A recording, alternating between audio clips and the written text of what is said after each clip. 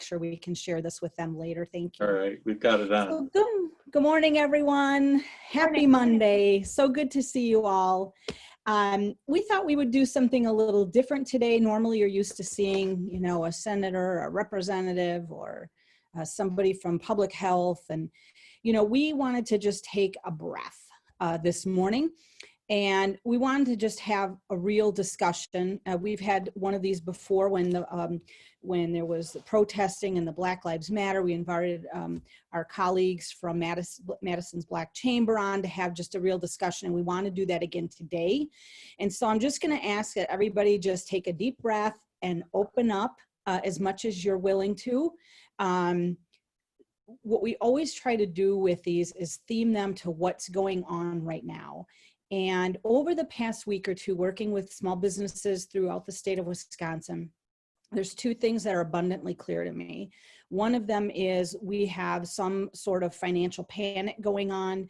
Our colleagues, our other small business owners, some of them are leaving their dreams. It's very challenging. It's very difficult you all know this, you all are in it, so you know what we're talking about. We're trying to save money. We're just trying to get to that next step, whatever that may be during the pandemic. So there's financial concern, but then the other thing that I'm particularly concerned about is the amount of mental health issues that I have seen with entrepreneurs and small businesses. And I will just say this, you know, and I just hope that you all feel that this is a safe environment, that we are all in the same boat. We all feel the same things. So as we open up and just share a little bit, we're hoping that sometimes something you say while you don't think it's meaningful is meaningful to somebody else, and you may never even know about it. But to help us in the discussion, I've asked Ted Gunderson, Senior VP at Monona Bank, to come back. You might recall that Ted helped us a ton with administering the Dane County grant for Dane Buy Local. He also helped us with PPP and EIDL loans, how to do applications. So he's our numbers guy. And I wanted to ask him to come in and give us some, you know, practical tips, right? If you're scared or worried, he may have some thoughts or ideas that will help you take action in your business to help you financially. And then I'm also very excited, not that I'm not excited to have Ted here, but he is in the other room and I see him a lot. But very excited to have Faith D. Am I saying that correctly? You can say it however you want, except my husband would say, please pronounce it die, even though it doesn't. Die. I'm writing it down. I would say day. But right, because it's like Tina Fey, but not. Well, if you go back to the Partridge Family days, Susan Day, I go that far back. Right. But so same. Faith is here. Thank you for being here. And I'm really excited as well to have Christi Andringa with us. And both of them are sharing personal stories with us this morning. I have a feeling that you are all going to be able to relate to one or both of their stories. Faith going to talk about her, how she's pivoted her businesses through some hard times. And Christi, as you all know, lost her husband, Rob, recently. And I don't know. It's okay. So she doesn't know it, but it's one of those people where you see so much hurt and so much change and what I would interpret as pain. And I mean, I've been stalking you on Facebook on days that I've needed an uplift. Sorry. Your story is amazing and you are amazing. And so I'm excited for you to just tell us how in the world you're doing it every day, because I can't imagine. So I will dry my eyes and ask Ted to get to the practical stuff. Okay. If you wouldn't mind, Ted. All right. Well, thanks, Peggy. I will note that, like, you know, everybody has pictures in their background. You know, we have 4 kids and 6 grandkids, but who do I see in the background? There's our dog. No kids or anything else in the background. All right. So I thought I'd take a more pragmatic approach because I'm a banker and that's what bankers do and everything else. And so we're wondering, what do we do here in these times? You know, and I'm going to frame this all in the terms of cash flows. And I think the discussion here should really be about who are your stakeholders.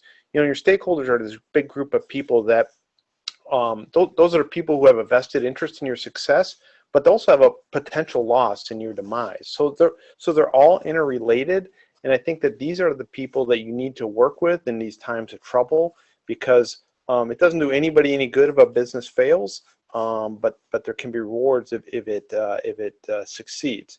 So I'll start first of all with your bankers, because that's what I am, and I'm a banker, and these are things that I am doing right now with a substantial number of my clients in my portfolio.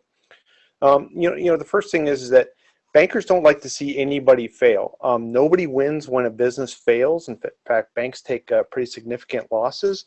So we don't want to see people fail. So we want to see how we can help people to succeed.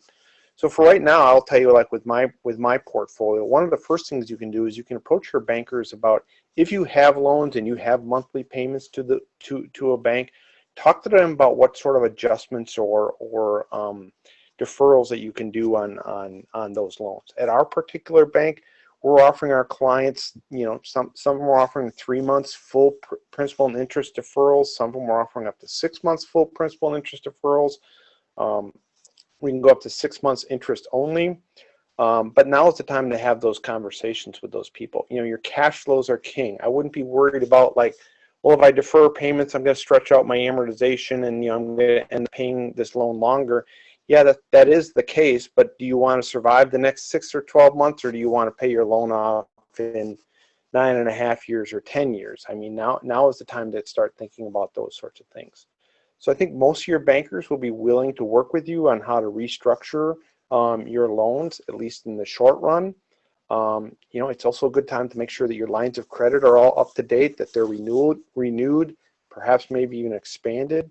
Talk about, do you have additional collateral that maybe you could pledge to help out with your banker in those decisions? Or frankly, I always look at it, when you're a business owner, a small business owner, debt is debt, and you're all in most cases, because you're guaranteeing loans. So, are there other sources of cash flow? Could you do home equity loans? Can you refinance your house? Do those sorts of things? Is there opportunities there to help provide additional cash flow for your business? The second group of stakeholders are your vendors. They like your business too, because they make money selling to you, and they court your business. They come after you. Your vendors do, and this could be your suppliers. It could be your just your people that you do business with. Now is the time to ask, perhaps maybe we can extend terms. Is there inventory or goods that you can return, maybe for credit? Or do you have a big accounts payable that you just can't meet right now? Is there repayment terms that you can do? Most vendors will be fairly flexible in that. Frankly, from like a banking standpoint, the vendor really it's an unsecured lender, so the money's already out the door, so they're just trying to get those monies back.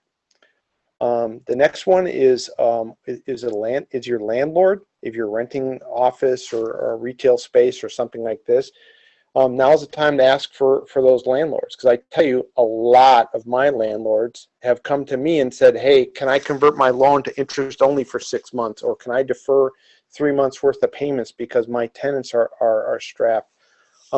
It only seems fair, and I think most landlords are fair about this, that if they're getting some sort of break on their end, that they would pass that along to you. Trust me, landlords don't like dark spaces. They don't want to have a shopping center or a strip mall or something like that with dark windows. It snowballs. If you go out of business and shut your doors, then pretty soon the next guy goes out and they shut their doors, and then pretty soon you have one tenant in a big shopping center, and it really looks bad. I think most landlords would be willing to work with you on rent and those sorts of things to keep their lights on, rather than just letting you move out and those sorts of things. Plus, in today's economy, I think finding a new tenant in a retail space would be pretty hard right now. Next group is stakeholders, and this applies to a lot of small businesses. You have investors, or sometimes you have seller financiers. Like you bought an existing business, sometimes a family member lent you part of the money to buy the business, or a lot of times you bought an existing business and the seller will finance part of that buyout over time. Frankly, these are the people who have the most to lose because they are truly unsecured creditors. If things go bad, they basically get nothing. You know, in your position as a small business owner, you frankly have the most leverage against those people because, you know, it's you know, they could get nothing.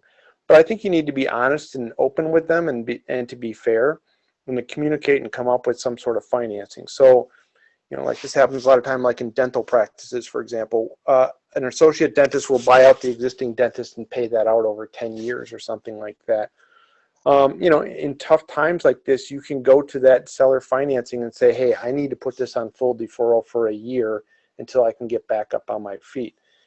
You know, as long as you're fair about it, that seller financing or that, you know, family member investor really doesn't have much leverage, but, you know, you want them to be engaged too. So you want to be fair about it. So now is the time to have that discussion. The other big group of stakeholders, and in most cases is your biggest expense item, is your employees. You know, they obviously want you to succeed because you're the employer. You're paying their salary. I'll give you an example. In the last Great Recession, I had a fairly large contractor that was going through some difficult times, but had a really good core of long-term employees, 15, 20-year type employees. And you know, the owner of the company had a big meeting one day and basically bared his soul and the financials and the situation that they were in and those sorts of things. And frankly, all the employees stepped up, and what they all agreed to do is to do rolling layoffs. So they basically staggered it, but like they would work 3 weeks and take an unpaid week off. So it reduced the company's overhead or employee expense by like 70 or 25%. Because they all agreed to take rolling layoffs. They all agreed we'd rather all stick in here, you know, at maybe lesser pay than to have, you know, 25% of our employees be let go and never come back here and work again. So, you know, there's those sorts of things. I think it's a good time to take a look at like what your hours are. You know, if you're open from, you know, 9 to 6 every day, can you be open from 10 to 5 maybe? Shave 2 hours off and only have a marginal impact on your revenues? Or can you stagger start and end times for employees to maybe shave a few hours off of payroll every week or every day? I think that those are now's the time to take a look at that. I think those small marginal things, especially with employees, will go a long way because typically employee expenses are your biggest expenses. One other group is your customers. Your customers are also a stakeholder. You know, they come to you for a reason. They like you. That's why they shop there or come to your restaurant or do business with you. Your customers want you to stay in business because they do business with you too. You know, so, and I'll leave this to other people because they have more, you know, experience in this, but do you need to rethink your business model or how you deliver those goods or services? If you're a restaurant, you need to think, well, we're going to be a carry-out model for the next year or so, and then come back and be a, you know, in-house dining establishment or something like that. So, you know, is there ways that you can redo your business model to serve your customer? And then, you know, there's a couple of examples that have come up here. I had a restaurateur again in the last Great Recession who had some difficult times, but a very loyal client base. And literally what their clients all did is they came in and bought a huge chunk of gift cards. Because if you think about it, a gift card is really an unsecured loan to you that you're going to repay back with goods or services at some time in the future. So his loyal following, I mean, I think at that particular case, it was a bar and restaurant, I think it was like $30,000 that his clients bought of gift cards. And some of them have said that they'll just never use them. So they'll never really get repaid on that. It was just in the news here this week, but like the Plaza downtown started a GoFundMe page. You know, I don't know if people have been around town. I've been here since the 80s. The Plaza in 1984, when I went to school here, was one of my favorite joints. And, you know, I'd hate to see the Plaza go down. So you know, they're doing things like that. And the last thing I would add is really it's the community. You know, you're part of a larger community here in that, you know, your city or town or county or state or even on a federal level, they don't want to see you go out of business, especially like in Madison. So I think like, you know, like the restaurant scene and the arts and entertainment and those sorts of things are really what drive Madison here. And, they don't want to see things go dark either. They don't want to see State Street, let's say, fail, because that's the heart of Madison. That's part of what makes Madison, Madison. So this is when I think you gotta navigate your way through the alphabet soup, whether it's SBA or PPP or EIDL or WEDIC or PUA or the Dane County Grant Program. You gotta keep following these programs, because these are programs that are being set up by your local, county, state, and federal government to kind of help keep these businesses and keep these communities in tune. Now, all of these stakeholders here can be good avenues for that. A lot of these, your banker, frankly, is a very good advocate of that. So, again, we've talked at great length about that. But we did a lot of SBA and PPP loans here in my bank, and we also referred a bunch of people to Dane County for their grant program. So the final thing I would say about the key kind of over-encompassing thing with this is that you got to have a written plan that kind of ties this all together. Okay, and you got, in that plan, what I would do is, how will you cash flow over the next 12 or 6 to 12 months? Because that's really the key here. How are we going to get from where we're at today to where we're at, at somewhat normal levels some time in the future? What do you need your stakeholders to do to help you get from here to there? And I would write that out. It doesn't have to be, a 50-page narrative, but I would write it out, bullet point, maybe do some spreadsheets and show those numbers and everything else. And I think you have to be honest and share that with everybody. For example, if you go to your landlord and say, hey, I can't afford to pay rent, I need you to defer 6 months worth of rent to me. But then the landlord finds out that you're still paying yourself at full salary. In fact, you're going to take a bonus at the end of the year. Well, I'm going to feel a little bit jaded if I'm that landlord and found out that you're basically making money off of me. You can see this on a global scale. You can see these people who got like PPP loans and bought this guy bought a Lamborghini or something like that, right? And so, there's a lot of resentment for that. But if you share your plan with the landlord and you say, hey, I need you to lower or defer my rent or maybe pay no rent for 6 months, but here's what I'm going to do. I'm cutting my salary in half. I'm asking my employees to do this. I've gone to my vendors and done this. I think if you approach it that way to all your stakeholders here, that everybody's making a shared sacrifice so that everybody kind of stays in business. So I think it seems like an exercise, but I think it's good to have a written plan, and you share that plan with all your stakeholders. So again, I think they're all in the same boat. I think all your stakeholders have a vested interest in seeing you succeed and basically have a potential loss in your demise. So I think it's having that plan, sharing that plan with all your stakeholders, and even if you get marginal changes from all of them, all of that will add up and hopefully get you through this period and back on your feet here. So those are all great, Ted. Thanks for that. And I really like the idea of a written plan because, the old saying, some days not a day of the week. And if you don't plan it out, it's never going to happen. So Ted and I were thinking last night, some things that we've done in our businesses that have made a difference. And I just want to share a few of these items with you. So right now we're both working from home and our downtown office is closed. So we have, we were paying $110 or whatever for internet, for Wi-Fi. We've shut that down. So we saved, $110 there. We were having water delivered. We're not having that anymore. We shut off the, that automatic service. We were using a credit card to get miles, and we actually found another credit card that's, had 0% for a certain period of time and then a very low interest rate. So we did a transfer balance on that. So we're basically not paying any interest on credit card debt. So, the other thing, and I've heard from other folks, if you are, now's kind of the time for you to pool with other businesses like yours, right? So you're normally competitors and you don't work together, but now's the time that goes out the window. If you're a retail shop, are you buying bags? Can you buy them in bulk with another retailer that uses the similar bags or tissue or what have you? Obviously, the more you buy, the cheaper it is. Can you consolidate those things? So, just wanted to give you some practical ideas. And if you have any questions, just throw them in either in the chat or raise your hand, because I think I can see just about everybody. But does anyone have any questions, anything follow up from what Ted said? If you do, as we go through this, if you think of something a little later, feel free to put it in the chat and we'll address it at that time. But all good advice. So thanks, Ted, for all of those thoughts. So I do, as I mentioned at the top, and I am all done crying right now. It's all good.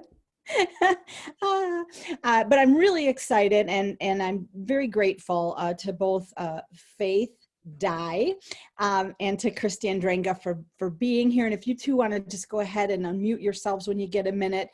I just recently, actually through Dane by Local, met Faith, and we did a video shoot this morning. It was super, she makes it so easy.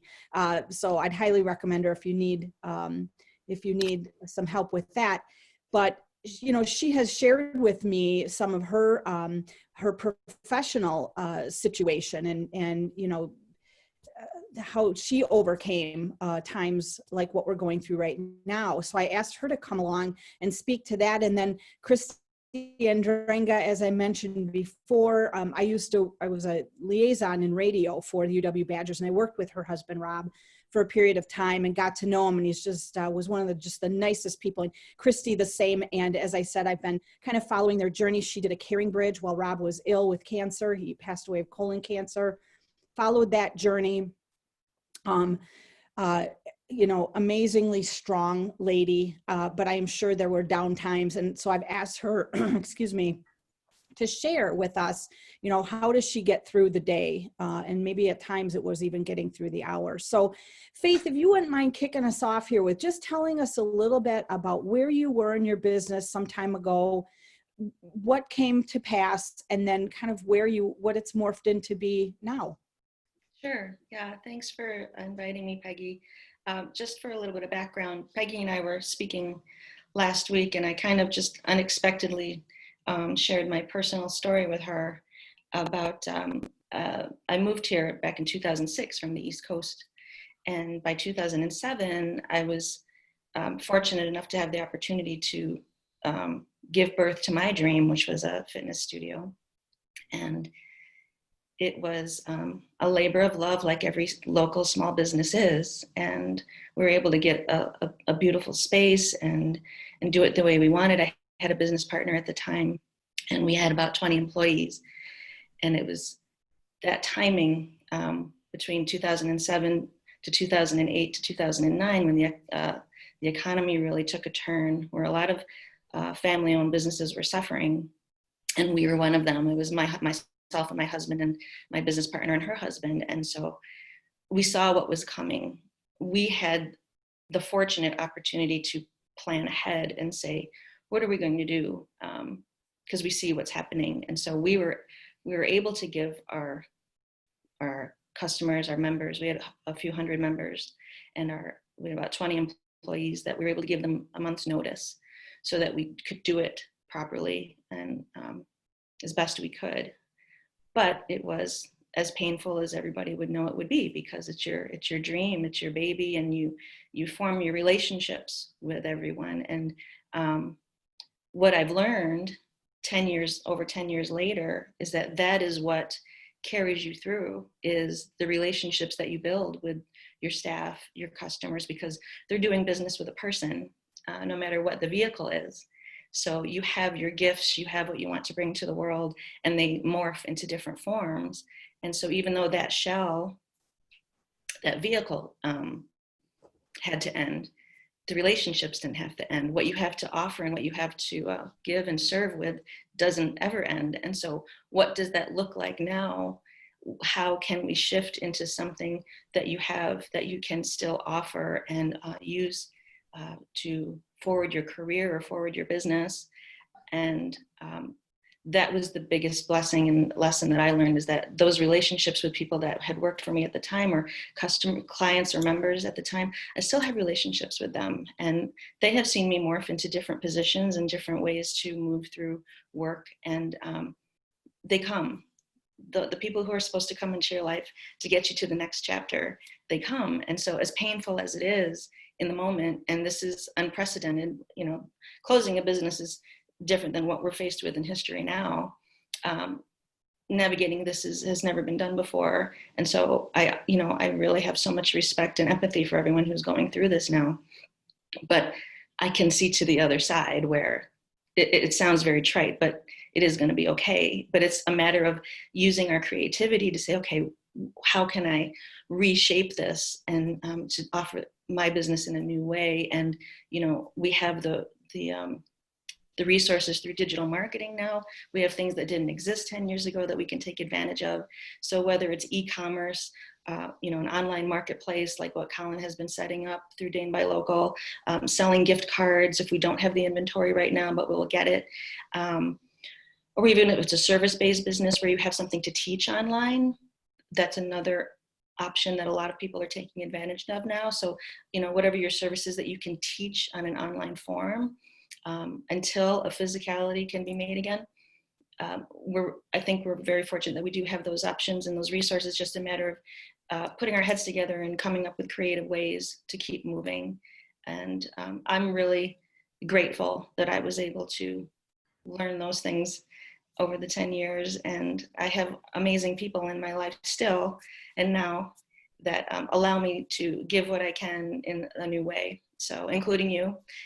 Peggy and Colin has been so supportive, and Christi has known me from the beginning. Christi was one of those people that helped me to transition. She was gracious enough to allow us to share a space with her. When we moved out of our space, we had people who invited us to share a different space, and Christi was part of that group, and that meant the world to us. So that's amazing. And you know, we were talking this morning earlier. And I was sharing with you, we were talking about what you had been through and how you got through it and all of those kinds of things. And I had shared with you that a friend of mine, she's in her mid-20s, you know, is going through this bad breakup. And, you know, and from an old lady, I said to her, you know what, if you don't go through the bad stuff, you don't know when you're in the good stuff. So you're going to date, you know, some folks that are maybe not going to do some kind things to you or treat you the way, but that's how you know when you find the one, right? That it's the one. So if we don't go through these dark times, we don't know when we're in the good times, and we are going to be in the good times. So, you know, I loved your story, because what I loved is you said that you just take people along with you on your journey. And, you know, Ted kind of alluded to it on the financial side, right? Like, you know, let people help you. It's okay. That's what makes us feel good as humans, is to help others. So I just know that from my own experience. I mean, just having gone through the pandemic, I've met business owners I've never knew of. And sometimes it's like the smallest gesture means a lot. So ask for help, right? And, you know, be willing to give it when somebody asks for it. So we do have, I know we have a couple questions, Faith, and I want to ask Christi to share her story, and then we'll come back. If anyone has questions, you know, how are they getting through it? What tools did they use? Put them in the chat. And if you want to just send them to me, if you don't want to be acknowledged for them, just send them to me, and I'll be happy to read it on your behalf. But Christi, I'm so happy to see you in person. We used to be in junior league together a long, long time ago. You know, just more now social media buddies, but it's great to see you in person. And thank you for taking the time to be here today. Absolutely. Well, go ahead. I was going to ask, how are you doing first and foremost? You know, it's interesting now that, can you hear me okay? Yes. Oh, okay. It's interesting now that since he passed, that even though there's very difficult days, my kids and I and other people, his family and the friends, at least we can move in a direction of healing, where when you're in a waiting game, kind of like we're in now, and that can be, you know, paralleled with cancer, because you're not sure, you know, you're giving 2 to 8 years. Well, what does that mean? You know, what does tomorrow mean? Does tomorrow, is it a month from now? Is it 6 months from now? So we were in this sort of limbo of painfulness, but also creating as much joy as we could. And now that he has passed, and we're in this healing part. So it's good. There's so many things that I could share, and I'm going to try to keep this brief and as meaningful as I can for the participants on this call. So Rob lived 2.5 years with cancer, and no one ever thinks they're going to lose a spouse or lose a friend or fight for their lives themselves. We don't plan for cancer. But one thing that was brought up to me as I was going through this, for somebody who was also in the fitness industry, who I've known for many, many years, she said to me, you know, I'm so sorry to hear this, but you've been planning for this your whole life. You can do this because you have been committed to happiness as a skill. Happy people are not lucky. Happiness doesn't fall out of the sky. We didn't say, well, today let's try to be happy. Like Ted said, with a plan, you need a plan. You need a plan for happiness. You need a plan for resilience. You need a plan to be courageous. You can't just wake up and say, today I hope I'm happy today, or I hope I can find courage today. So you have to plan for, if you haven't done so already, plan for how to create your own happiness, how to be resilient, how to show courage, how to be an example setter in this time where it's very difficult. There's so many excuses. You know, we have excuses. I have excuses. And particularly in this time, there's a million reasons that you could say you're going to fail, but you're too important. You're too important to fail. And the only alternative is not to fail. So how do you plan for that? And one of the things that I made sure that I did was, I'm super picky about my environment anyway, and particularly when Faith says the people, 95% of your success in life comes from your reference group. So if 95% of your life, your reference group, then you better be really, really careful about who you surround yourself with, and surrounding yourself with people who you can ask for help. I'm not very good at asking for help. I think a lot of people aren't good at that. We feel like, oh, I've got this, or I can do this. Well, people want to help, and you know what? We need help.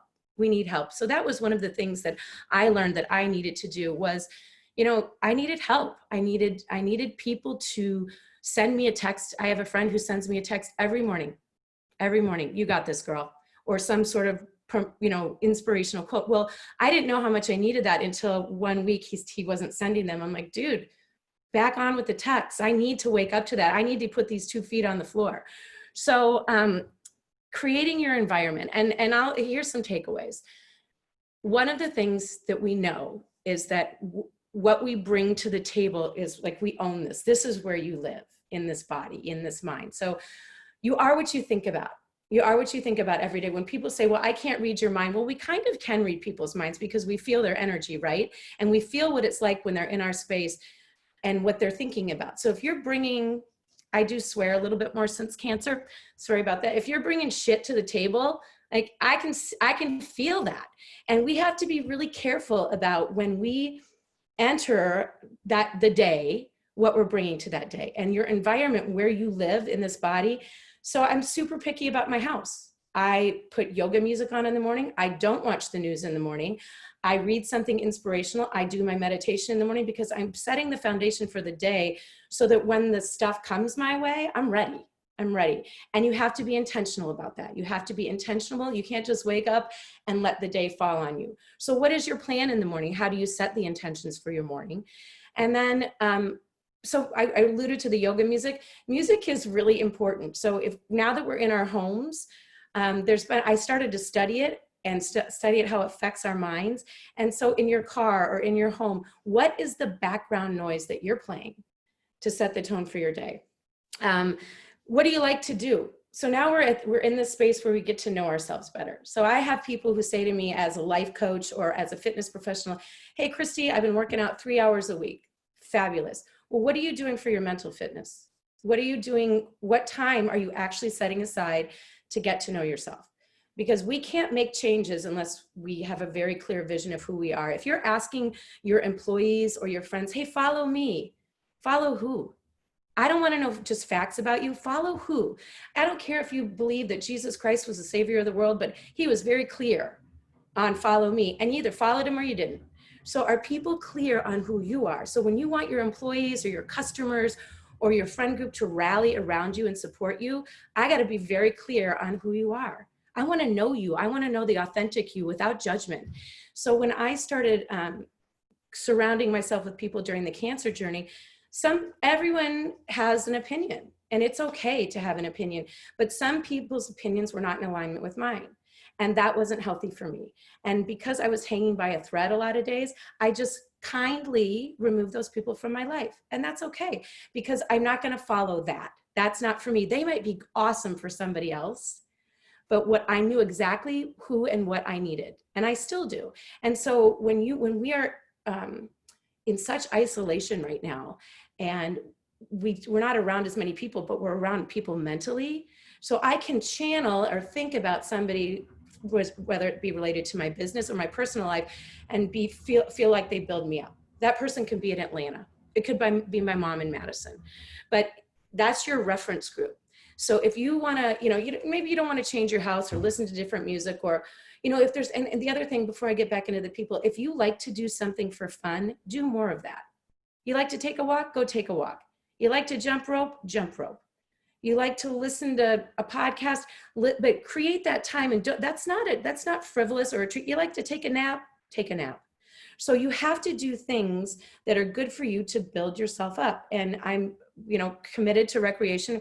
I love the fun factor. I love having fun. During Rod's cancer, we had a ton of fun.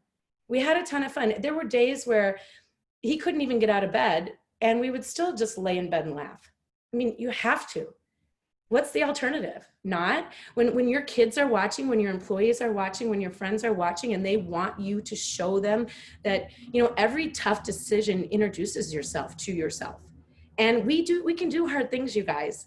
I got through a cancer journey. I'm nothing special. I tie my shoes just like you do. I put my pants on just like you do. You can do hard things. We do them all the time. You're going to do them today. You're going to do them again tomorrow.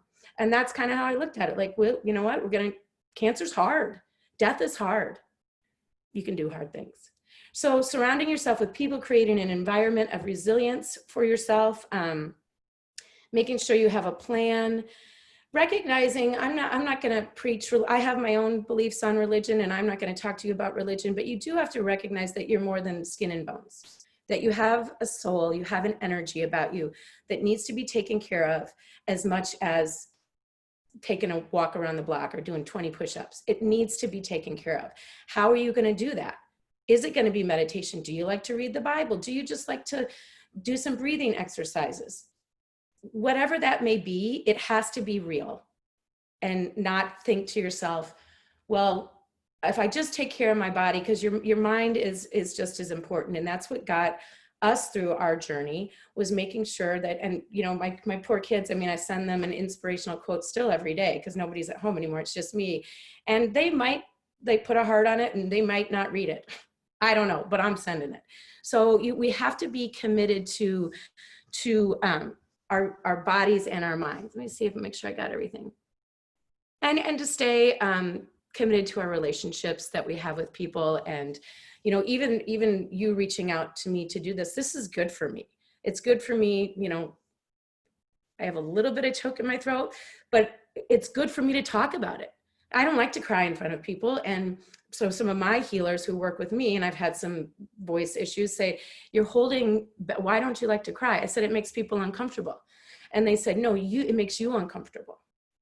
So it's okay to let ourselves be real, be raw. We can behave with grace, but we also have to give ourselves grace. And allowing myself to cry every once in a while in front of other people, not just in the shower in my car by myself, it's giving myself grace. And I think that as we all are trying to navigate this shit show or awesome time or opportunity, it is an opportunity. I mean, think of how strong we're going to be after this. I think of my kids, how strong they're going to be going through this at the end of it. But it is an opportunity. It's an opportunity to set examples and to show yourself, because our past instructs our future, right? And if you know that you got through yesterday, then you can get through today. And all those hurdles that we jump and get over and beat and tackle, that's instructing ourselves on how incredibly powerful we are. You're so powerful. You're so powerful. Like, allow yourself to celebrate your power and show people how, you can stand foundationally on this ground and be like, watch me, I have courage, and I inspire me too. You're inspiring me, and let's get after this together. So Awesome stuff. And clearly I have no trouble crying in front of people. I've done it Right, twice and on that's these a good webinars now. thing. So you're welcome, everybody. Happy to help you.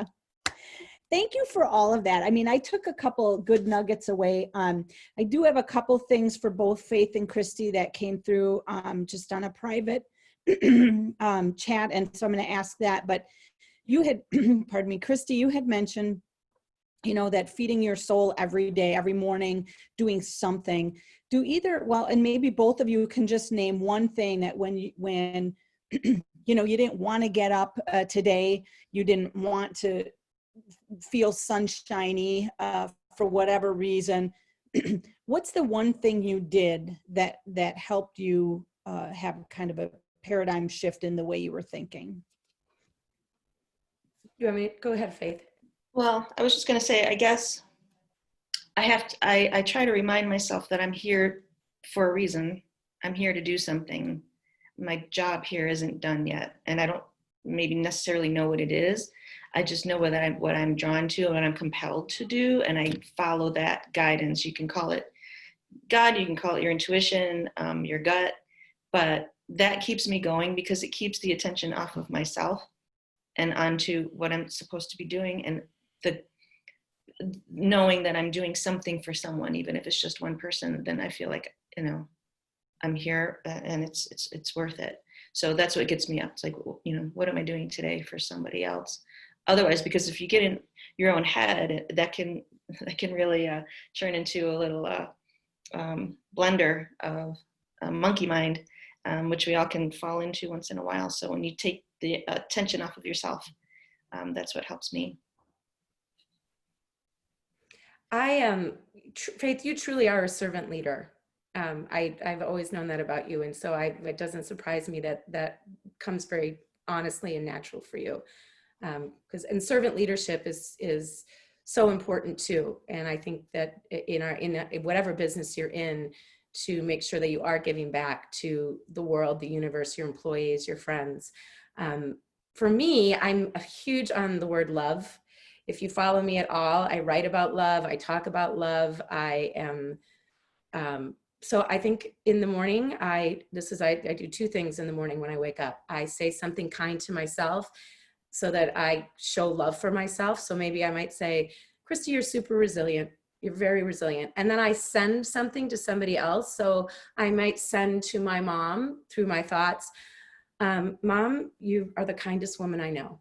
So if you set the tone for your morning, so I try to fill myself with as much love as I possibly can. Love for me, loving yourself is so important, and loving others, but being super mindful about attaching a real word to that. You know, I've worked on my resilience. I find that I can be more loving when I'm more resilient, and then my mom's kindness fills me with love. So that's this is like so huge for me. Mm-hmm. And I think you're right. When you give it to somebody else, you inherently get it back. Because everybody wants to feel good about themselves, it makes you feel good. I've always been a huge card writer. I mean, I have drawers of cards for every occasion. And sometimes I keep just postcards, and sometimes somebody will say, man, I'm just having a bad day. And I pop a card in the mail, and I can't tell you what that does to somebody. So, you know, if doing, and some people are built this way, I think, when they won't get up in the morning and say, you know, you are so great, you're so good at X, Y, and Z, but what pumps them up is helping other people get pumped up. And so, I mean, I would just offer that suggestion as well. I get more out of that than maybe the person getting the card. And even if they don't acknowledge it, I still feel really good that I at least did it. So, you know, again, I know everybody's so busy in their businesses, those may seem like they take a little bit of time, but if you take what Ted's talking about and Christi and Faith also kind of mirrored that, what's your plan every single day? I think I feel best, and hands up if you would agree with this, but do you feel better and more motivated when you have a list of things to do? Does anybody feel that way? Because we feel accomplished accomplished, right? I mean, Ted joke time is thanks because he's got a honey-do list, but he's great at writing a list every single day, and you know, you've accomplished. Talking about that financially, Christi mentioned it. Did I freeze or am I good?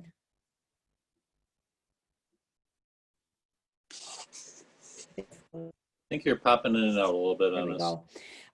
But sorry about that. I'm not sure we're having a weird connection. Anyway, whatever area you feel is lacking, make a list, and you know, some days not a day of the week, so get the list done. I think I froze again. You're okay. Oh, weird. It's very lagged on my end. So there is a comment from Paula just saying you're an inspiration. Thanks for sharing your story and your passion with all of us. So, you know, it is not an easy thing to do, is to go on and say, I need help, or